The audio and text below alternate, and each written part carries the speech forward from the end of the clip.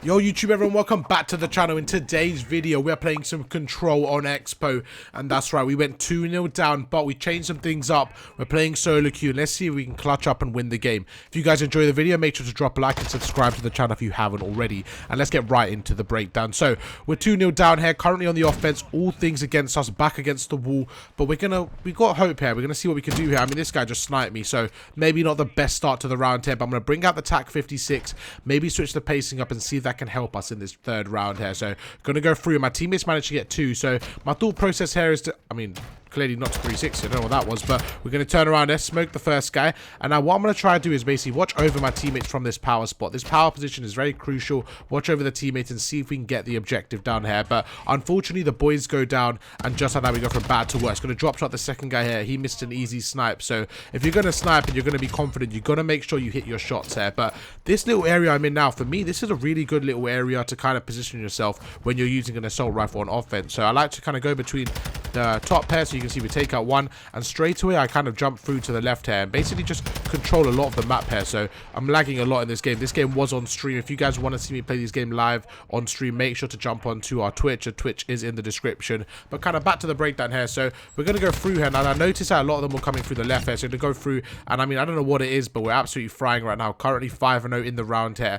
Have 4 bullets left. We've got to pick up a gun. There's an enemy in front of me, and we're lagging all over the place. Just one of those situations, but the internet will be fixed very, very shortly, so don't you worry about that. In the next week or two, we will have over 1,000 megabytes, so the videos will be nice and crisp. The streams will be lag free, and yeah, I'm looking forward to it. But back to the breakdown, we did manage to get the B point here, so things are looking more positive. We're going to go through towards A side here. We see the first guy, we take him out, and now it's all about getting those initial kills. That's 2 down here, so we know that if we can take out one more person, we have massive control here. And here he is, the third guy. Can we take him out? We're going to keep going round and round, but unfortunately he turns around and smokes me. But now we're applying a bit more pressure on. What I've noticed this round is when I whip out the assault rifle, I feel like those initial kills that I got, as well as my teammates kind of clutching up, allowed us to get a big kill advantage. So you can see we're up by 8 lives here, and with a minute left, there's a couple of things we can do.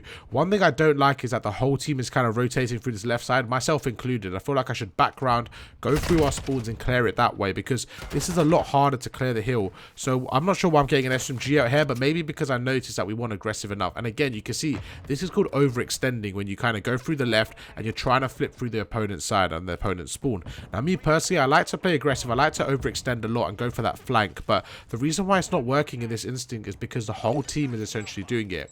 Now when your whole team is going on the flank, what happens is the opponents, it's so easy for them to predict it, and they can basically turn around and position themselves in order to take you out. But luckily for me, we kind of get through here, and this is what I mean. Because of this kind of overextending, I don't know where the opponents are going to be, but we go through, we take out the first guy, we're going to go prone here, take out the second. Unfortunately we do get naded, but again, we're just trying to apply the pressure here.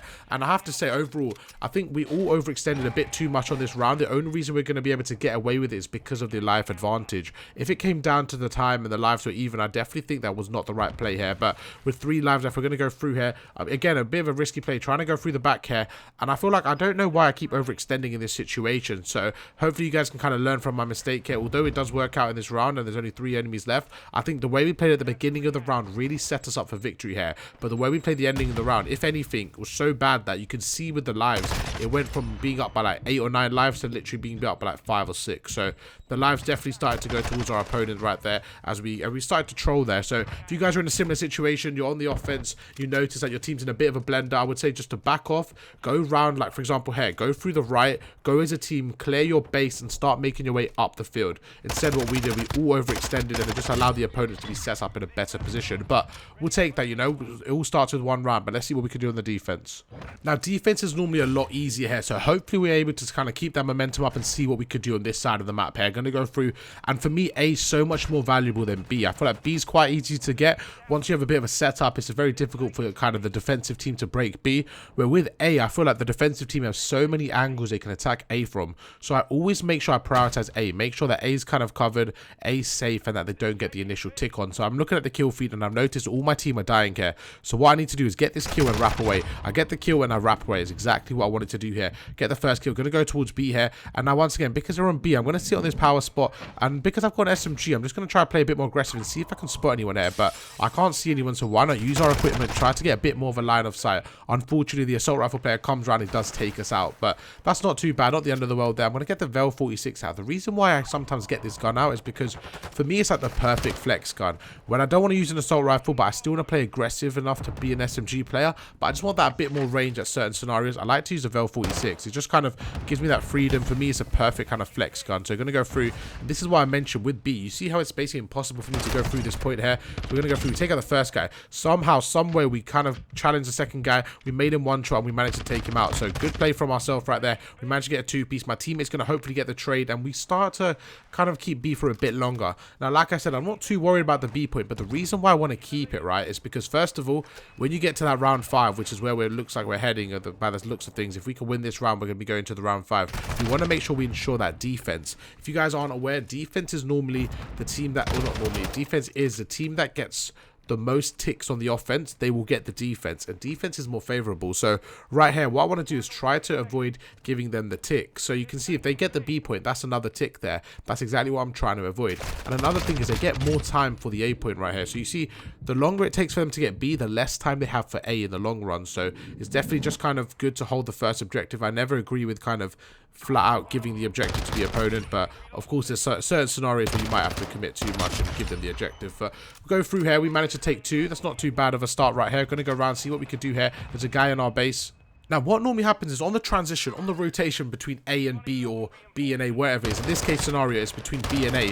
That's normally when the opponents can kind of get some momentum and they can push through our spawn. So it's really important, as soon as you let go of that first objective, to make sure you push through and play aggressive. And just like that, we managed to go through. We're on a 5 streak here, and I want you to notice with my kind of movement, the way I'm finessing around the map here, is that what I like to do is I get them weak, right? So that first guy, get him weak, I jump around the corner, then I use my momentum from the jump to take him out. So it's just a good way of winning gunfights. You want to make sure you get that first bullet on. That first bullet is so crucial. Once you have that first bullet, you can kind of lead the advantage in the gunfight. I'm going to go through here. I actually don't know how I didn't see that guy. I see him now when I'm watching it back, but in the moment I didn't actually see that guy. Maybe I was a bit tunnel vision on the A side, because again, right here, it looks like they're getting the A side. We are contesting it, but this is a big 50-50.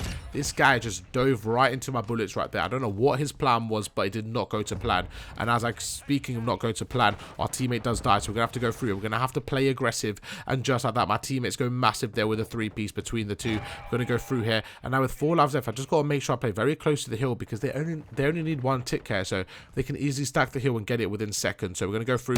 We see one enemy, we're going to take him out. Going to go through again and try cutting down this lane. This lane's such a popular lane here, so going to try making sure we don't see anyone. Just going to stun and aid the spawn here, but now we're going to back off with 20 seconds left. It's better to play close to the hill in this scenario, just in case they get on it, which is exactly what happens. We take him out, and now 6-3-1. We're basically set up for the round 5. We started off 2-0 down, and we're taking it to the round 5. Do you think we're going to win? We're about to find out. To be honest, I can't remember, but I hope we win, because we did, upload the video. So hopefully we do win. I actually can't remember, but round 5, let's see what happens. So just to kind of recap the game, because I didn't actually show you guys the first 2 rounds, I didn't play too bad individually, but what I realized was that the pacing of the team was really kind of, I just don't think the pacing was there. I felt like the other team had a bit more of a setup. They had more pacing than us, played more aggressive. So what I tried to do these rounds is try to up the pacing, and I feel like it's really showing in the gameplay, and it's really allowing us to take over. What can we do in the round 5? So unfortunately, we do have the offense. So once again, back against the wall, we have the offense, but one thing going our way is the momentum.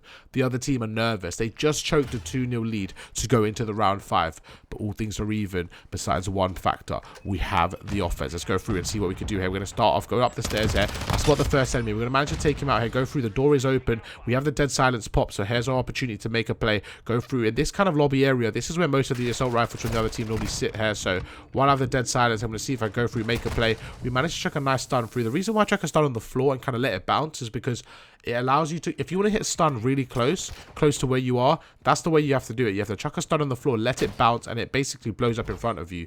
Where if you chuck it normally, it will normally go the distance unless you bounce it off an object. So just a little tip for you guys. We're going to go through here. I'm going to slide. We're going to get really good timing. We managed to get 2 of them. My teammate, I'm going to leave them to A. Sorry, I'm going to leave them to B. Let them get the 3rd guy. And now what I'm going to do is try to rotate through, try to get those spawn kills. Now, the reason why I love playing the spawn kills, right, is not because I want to look at my stats and say, oh, I got the most kills. It's because, let's say there's 4 of them off the spawn, right, and I can kill 1 of them. Let's just say I kill 1. Straight away, there's only 3 opponents my teammates have to worry about. So they're automatically in a 3v3. And now the second thing as well is if I can get a kill and play my life, their second opponent, like their players are going to look for me. They're going to be worried. They're not going to be focused on pushing the objective. They're going to be worried that I'm around their base. So straight away, I'm already in their mind. I've taken out their teammate. And now when they go ahead to fight my team will be set up ready for the 3v3 where they're ready for the 3v4. So it's literally a mental game. It just allows them to be, you know, put my team in the advantage without even doing too much. But just by getting 1 kill and repositioning, you put your team in the advantage. But going to go through here. We're on the A site here. So I'm going to use my nade on the top here. And there's actually a guy on me, so this is a good kind of reposition. I'm going to rotate around. We're going to use a drop shot once again, make him 1 shot. Unfortunately, there was 2 there. Now looking at the minimap, there's 2 people on A. So what does that mean for me? It means B is clear. At worst case scenario, there's 2 enemies on B. Best case scenario, there's no one at B. So we're going to go through here. But as I say that, my teammates all get taken down. We're going to go through. We take out 1. Now, automatically, I'm going to turn around. The reason why I turned around there was because you have to remember, there was 2 enemies on A. Now, in my head, because there was 2 enemies on A and we're going towards B, they're going to be rotating through that middle map area. So what I wanted to do is go through, make sure to stop them coming through middle map. That's exactly what happened. But unfortunately, we do get taken out. And now with 20 seconds left, things go from bad to worse. But there's a savior. It's me. No, I'm just trolling. Look at the lag. I can't do anything with this lag. So all I'm going to do is sit on the hill. Oh, it looks like I'm getting off the hill. All right. I mean, right there, I probably should have just sat on the hill. I don't really know why I played too great. I don't mind this play from me, kind of playing aggressive, but only if someone's sitting in the hill. I probably should have sat in the hill right there, but it looks like I'm going for those spawn kills, trying to cut off those enemy lanes here. I'm going to go through, and this is a perfect position to be in. I've got the dead silence activated, and I notice that 2 enemies are going through the left. So they're either going towards B or they're going on these stairs here. So what I'm going to do is play my life.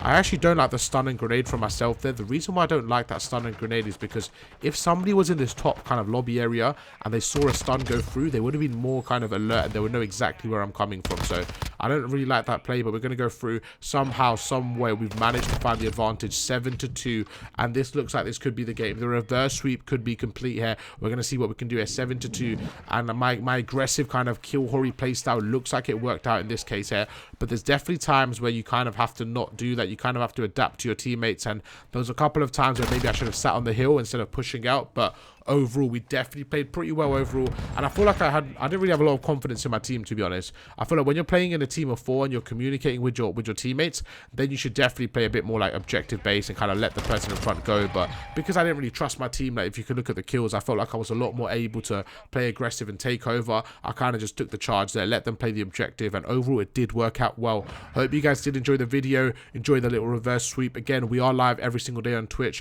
Love to meet more of you guys. If you want to join us over there, we have a great community. And yeah, thank you guys for watching. We'll catch you guys on the next video. Peace.